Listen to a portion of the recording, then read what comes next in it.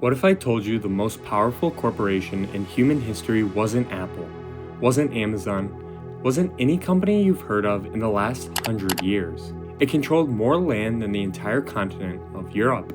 It commanded an army twice the size of the British military itself, fought and won its own wars, and printed its own money. And it was run by a board of directors answerable to its shareholders. It wasn't a kingdom. It wasn't an empire. It was a company. And the whole thing started because the British really liked tea. To understand how we got here, we first have to understand what the world looked like in 1600.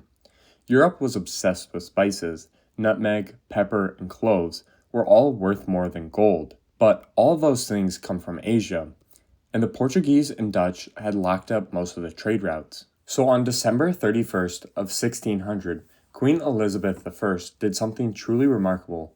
She signed a royal charter giving all London merchants a complete monopoly of everything east of Africa's Cape, exclusively theirs. They called themselves the Governor and Company of Merchants of London Trading into the East Indies. 218 merchants pooled their money together, around £68,000, and sent their first ships east. It was a speculative investment, a gamble. No one was thinking about empire. They were thinking about profit margins on pepper. They set up small trading posts on the coast of India, operating carefully and diplomatically. The Mughal Empire controlled most of the subcontinent and at that time was one of the wealthiest civilizations in the world.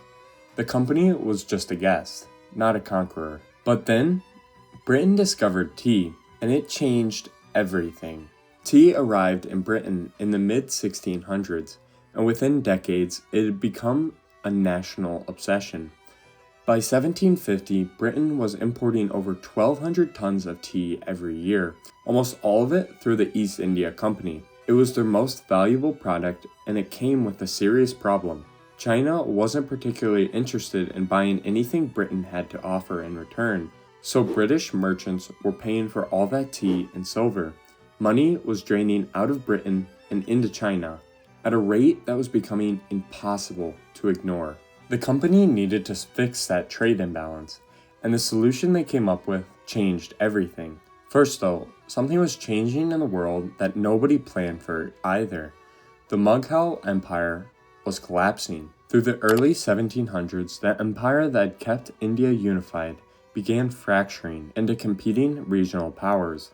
For the East India Trading Company, this created a situation nobody had designed for. The rules that had governed how they operated in India were dissolving, and a well-funded company with trained soldiers in the right place at the right time was about to discover what that actually meant. In 1757, a former company clerk named Robert Clive led an East India Company force of about 3,000 men against the Nawab of Bengal, the ruler of the richest province in India. The Nawab had 50,000 men. Clive won through military tactics and bribing the Nawab's own generals to stand down mid-battle. A private trading company defeated a regional superpower. The whole thing was essentially over in an afternoon. Nobody in London had authorized a conquest. After all, they were merchants, not soldiers. They wanted trade agreements and not wars. But the outcome that happened in Bengal's province was undeniable.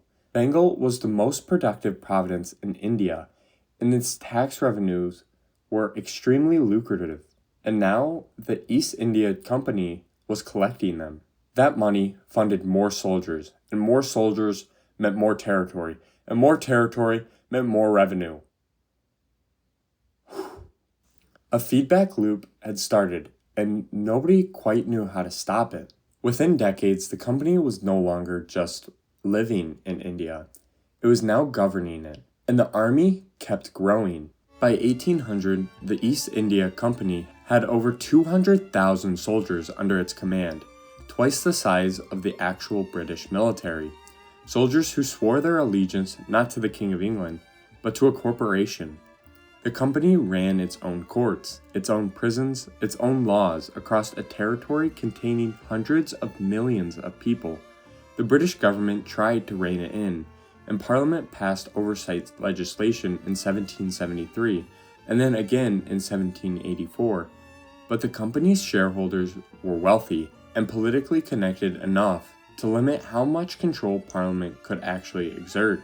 What had started as a group of merchants chasing pepper had quietly become the most powerful corporation the world had ever seen, and they still hadn't solved the tea problem.